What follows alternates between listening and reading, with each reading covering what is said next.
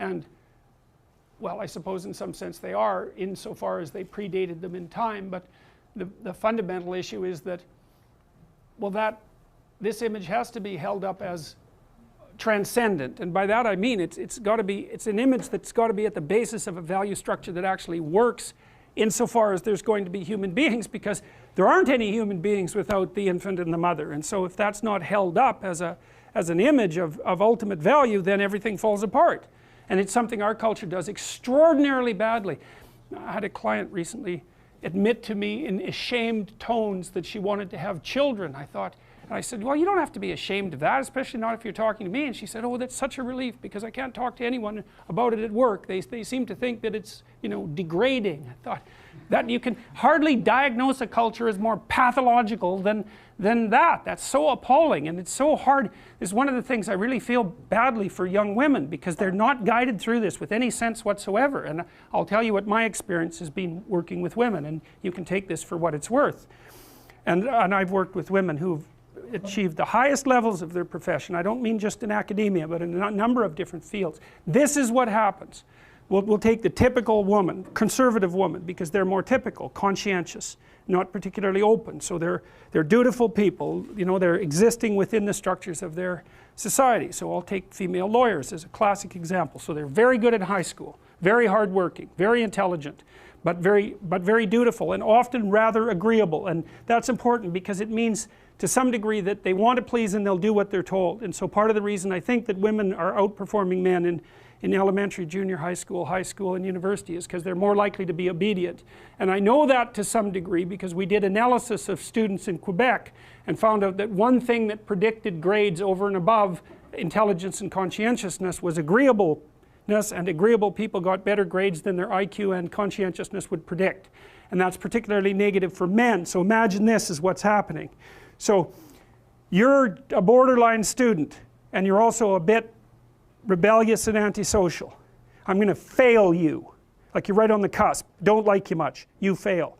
You have exactly the same grade profile, but I like you. Tick. You move ahead. You don't.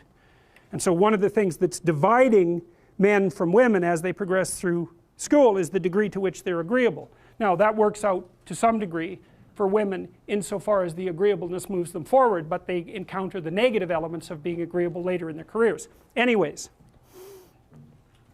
women are very good in high school, then they go to college, they're very good in college, they nail their damn grades, they do their studying, they get their A's, and they ace their LSATs, so they're smart too. Then they go off to do their articling, and they're really, really good at it. And then they get offered an associate position, and they're really, really good at it, and then by the time they're 30 they make partner, and let's say they're in high pressure, high paying jobs, $250,000 a year, $300,000 a year, $500 an hour. Okay, what's your life like? You work all the time, period. 70 hours a week, 75 hours a week, flat out, and you don't get to make any mistakes. And if your client calls you at 3 in the morning on Sunday, you say, I'm really glad to hear from you, because if you don't, there's some hot law firm in New York that'll take your client from you at a moment's notice. And the client is paying you, whatever, the firm, $750 an hour, of which maybe you get $350, and what they want is an answer about something really complicated right bloody now. And you can say all you want about the fact that women have a difficult time with that because it's a male-dominant patriarchy. Any female lawyer who's hit 30 and is a partner that has any sense at all knows that's complete bloody rubbish. It's market determined right to the core. What happens to the women when they're in their 30s? They all leave the high-end law firms. Why? Because who in their right mind would want to live like that? That's the issue, right? Once you make about $60,000 a year for your family, but let's say for you personally, additional income has zero impact on your quality of life. Zero. So why work 80 hours a week? Well, men will do it, some men, very few. A handful of hyper-competitive men who are obsessed with hitting the pinnacle of the given dominance hierarchy they're in will happily work 80 hours a week, and they'll forego everything else. Relationships, family, children, way in the second category. And so those men are often very difficult to live with too, because they're so obsessed with their career. It's hard to have a relationship with them. And maybe they don't have much of a relationship with their kids, but they're damn good at what they do. And part of that is they're smart, and disciplined, and they'll work non-stop all the time. It's like an obsession, and that's the sort of people who run things. Those are the people who run things. Well, they're often also disagreeable too, because you want to manage people? Really? They're not going to like you. You know, and it's not an easy thing to not be liked, and actually if you're an agreeable person, and women are more agreeable than men, it's quite painful to be disliked. But if you're in a managerial and executive position, the probability that people are going to like you is quite low. Now, if you're a real son of a bitch, then they're going to dislike you more. But those positions are very stressful, partly because of the interpersonal dynamics, and they're also incredibly, incredibly competitive.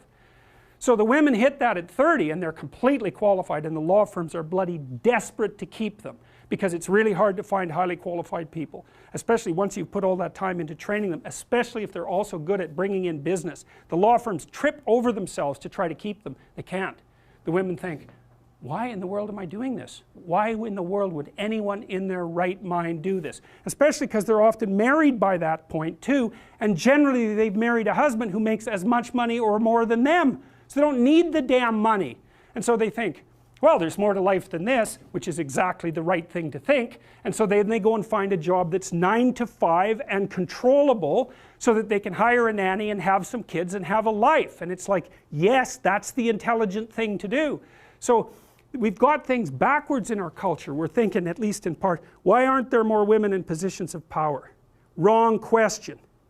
The right question is, why are there any men at all who want those positions of power? Because it's not just positions of power. You have to be such a knothead to think that. Oh, it's a position of power. It's like, sure, but it's a position of overwhelming responsibility. I think we're doing a good job of that right now.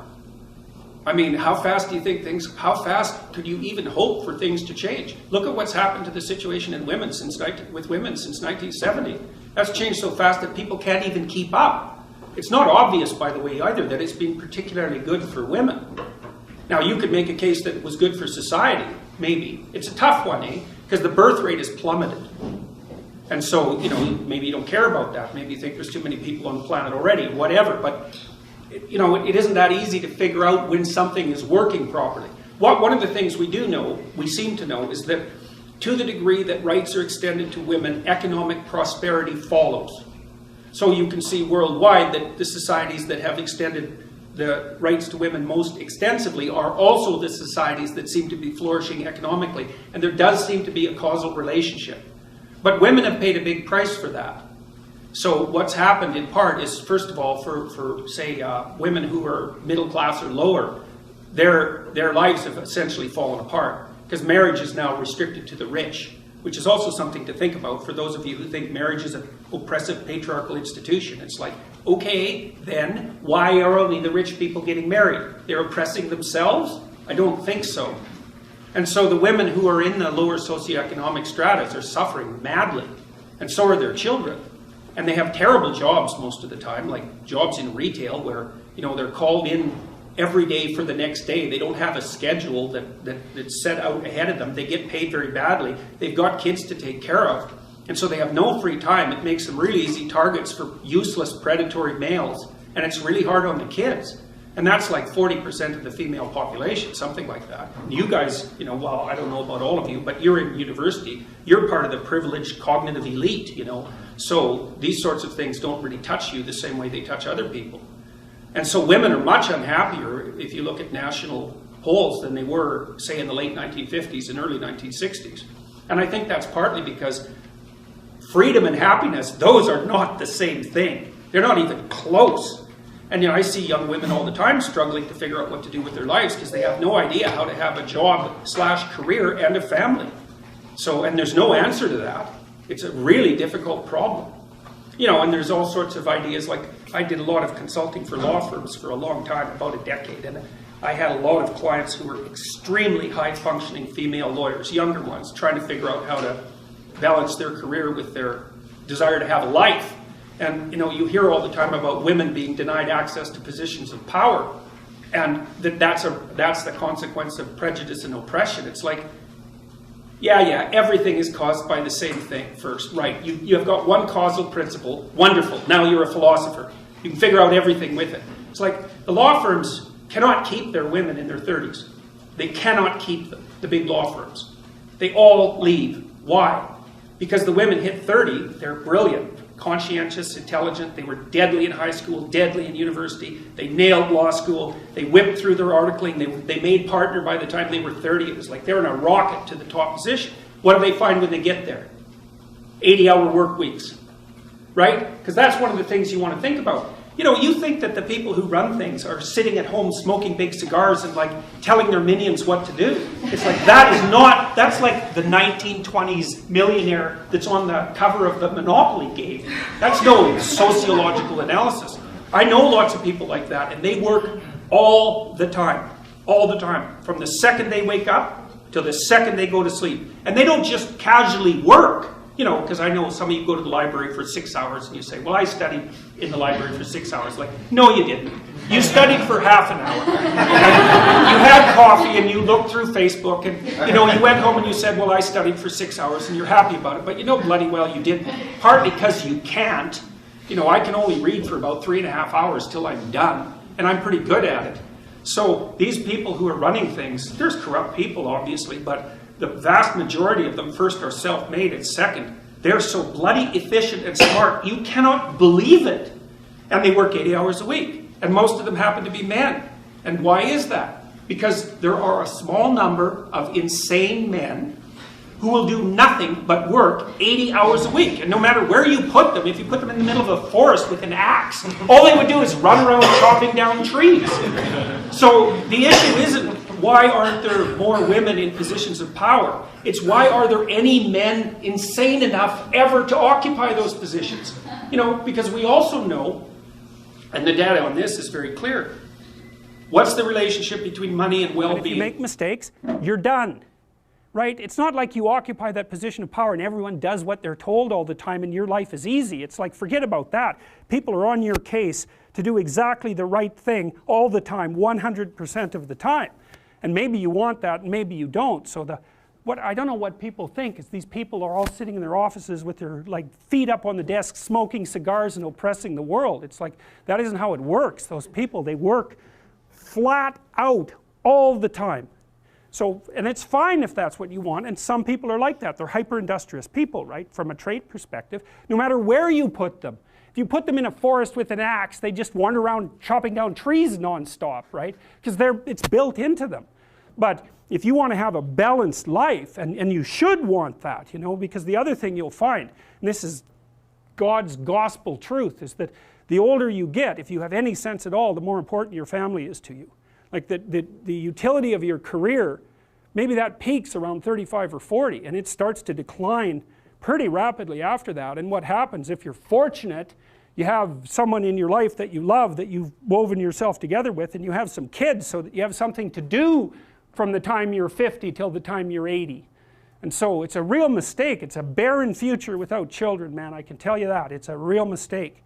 And so we do a terrible job of say, putting that image forward and saying, well, yeah, now, you know, because women have access to the birth control pill now and can compete in the same domains as men, roughly speaking, there is a real practical problem here. It's partly an economic problem now, because when I was roughly your age, it was still possible for a one-income family to exist. Well, you know that wages have been flat, except in the upper 1% since 1973. Why? Well, it's easy. What happens when you double the labor force? What happens? You have the value of labor. So now we're in a situation where it takes two people to make as much as one did before. So we went from a situation where women's career opportunities were relatively limited to where they were relatively unlimited and there were two incomes, to where, and so women could work, to a situation where women have to work and they only make half as much as they would have otherwise. And now we're going to go into a situation, this is the next step, whereas women will work because men won't. And that's what's coming now. So there was an economist article showing that 50% now of boys in school are having trouble with their basic subjects. And you look around you in universities, you can see this happening. Now, I've watched it over decades. I would say 90% of the people in my personality class are now women. There won't be a damn man left in university in 10 years, except in the STEM fields. And it's a complete bloody catastrophe. And it's a catastrophe for women, because I don't know where the hell you're going to find someone to have a, you know, to marry and have a family with if this keeps happening. So, and you think when you're 19, because you're so clueless when you're 19, you don't know a bloody thing, you think, well, I'm not really sure I want children anyways. It's like, oh yeah, you tell how well you've been educated. Jesus, Disney.